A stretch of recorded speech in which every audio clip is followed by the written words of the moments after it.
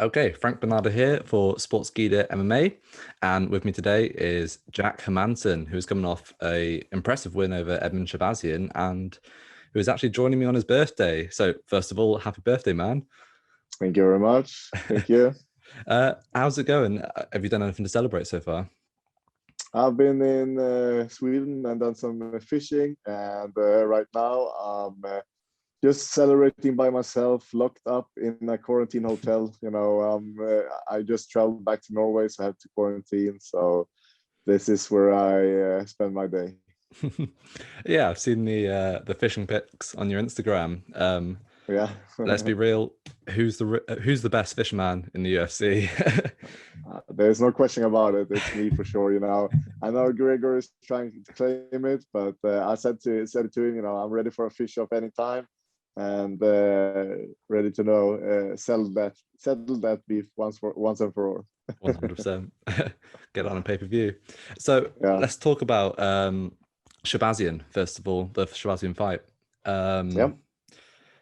Really entertaining scrap. He came out super aggressive early on, and maybe gave you a little bit of trouble in the first round. Is that something that you expected?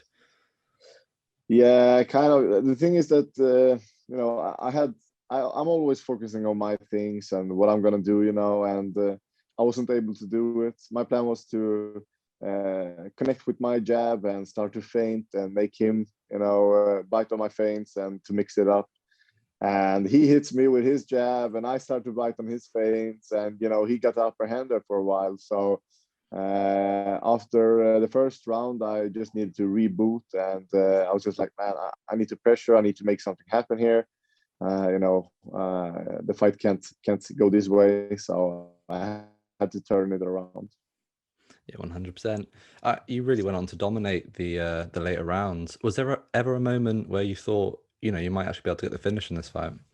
Yeah, in the third round, I knew that I can advance. I could pass his guard at any time and so on, but that also gives him an opportunity to escape. So I was trying to play a little bit smart there. So I'm just like, okay, I'm gonna lock myself into the half guard for as long as possible, and in the end of the round, I'm gonna go for the finish. But the thing is that when you don't know the time, in the fight, it's really hard to know when to go for it. So in the end, I was just like heard a 10-second clap, and I was like, no, this is a little bit too late. So if I started with the offense a little bit earlier, the harder offense, I might have got the finish now. But yeah, it was close, but not close enough for the finish. Mm-hmm. I mean, obviously, you got actually rebooked off a pay-per-view event onto that fight night card. Does the fact that you haven't got the fans around you and all that momentum make a difference to you at all? Do you think? Yeah, it probably does, but it can play both for you and against you, right? Mm-hmm.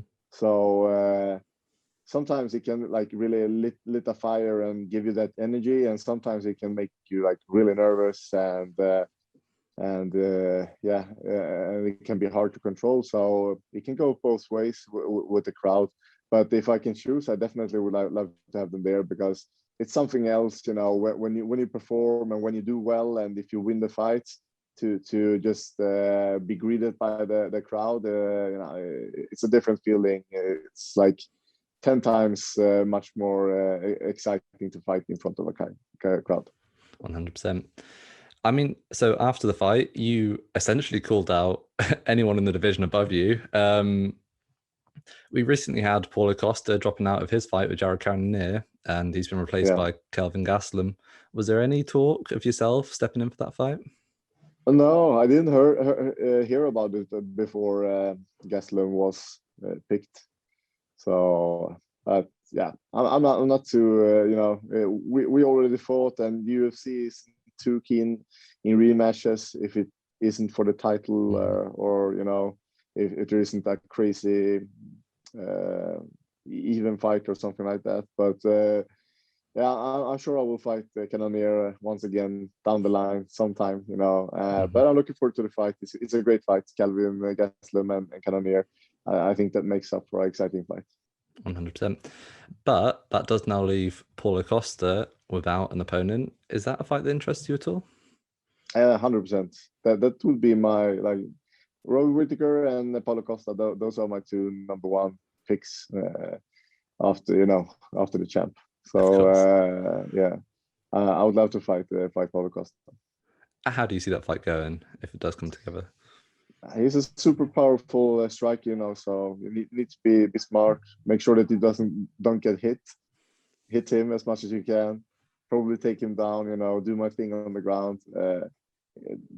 That shit works on everybody. There's not a man in the world that can be under me and be comfortable. And that includes him. So yeah, 100%.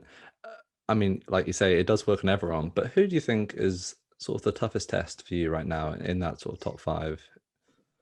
I think Whittaker. Whittaker is my toughest test. He's going to be a tougher test even than Adesanya because Whittaker has extremely good takedown defense, like extremely good. Great wrestling himself. He's a very well-rounded. I believe that Adesanya is probably not as good in the wrestling and on the ground as Whittaker is. And Whittaker has really, his striking is super quick. He has, great distance control. So yeah, I see Whittaker as the hardest opponent I can face in middleweight. Mm-hmm.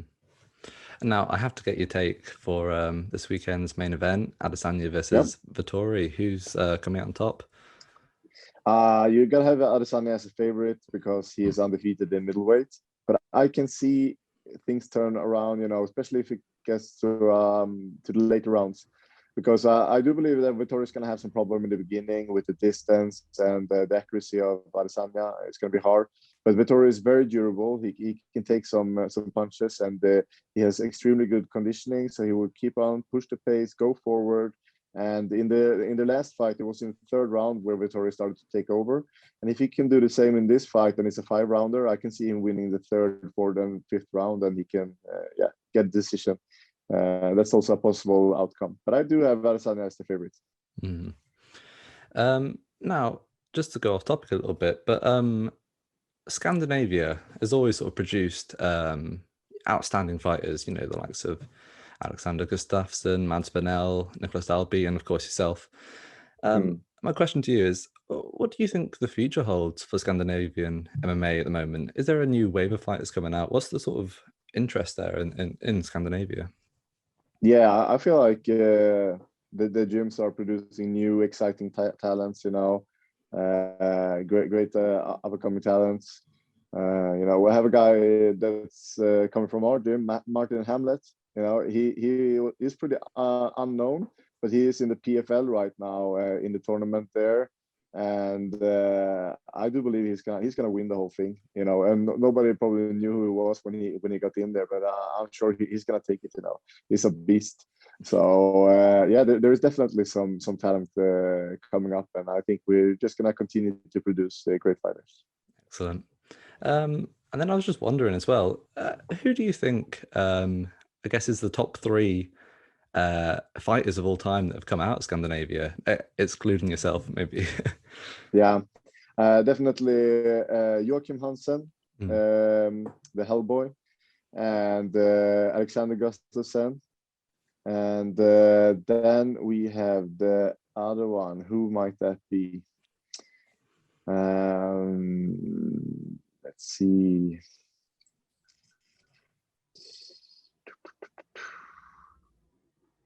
Yeah, that's that one. The third one is a little bit hard. Who can that be from Scandinavia? Yeah, of course. If we don't just in Denmark we have Martin Kampmann. So I believe Martin Kampmann and Alexander Gustafsson and Hellboy, Joachim Hansen. All right. Now I just got one last question for you. I'm sure you've seen all the YouTubers and celebrities that are entering combat sports as of late. What's your thought on this this trend in general? And then also, how do you see that Woodley versus Jake Paul fight panning out? Yeah, I'm not sure if it's a good thing. It's you kind of watering it out. It's suddenly people think that common people can do well against fighters, and that's because people don't understand that even though you are a YouTuber, you can do well. Those guys they have like all the time in the world, they have all the resources in the world.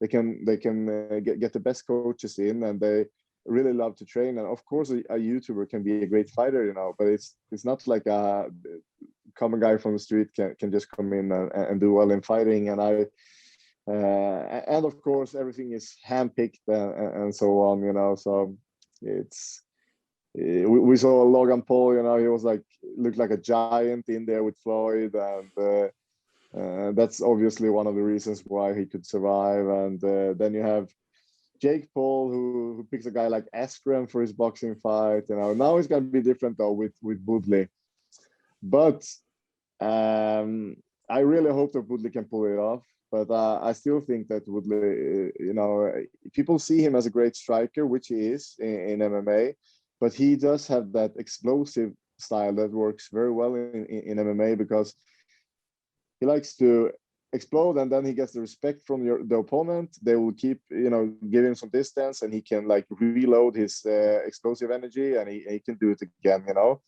But boxing is not like that. It's much more close. It's much higher volume. You're much more into each other. So now Tyron Woodley doesn't have a great boxing style.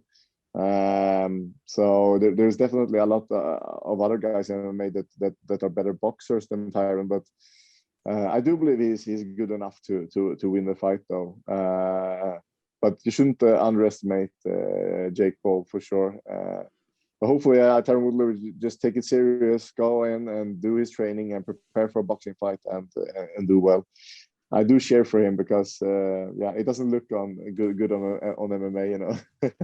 Yep, I feel that. Well, that's all I got for you today, Jack. Thank you so much for coming on. I really appreciate it. And if there's any shout outs, or if you want to let people know where to find you on social media, go for it. Thank you, everybody. Thank you to all of my fans watching. Make sure that you tune in on Jack the Joker MMA on Instagram, Facebook, and Twitter. Awesome. Thank you, Jack. Thank you very much.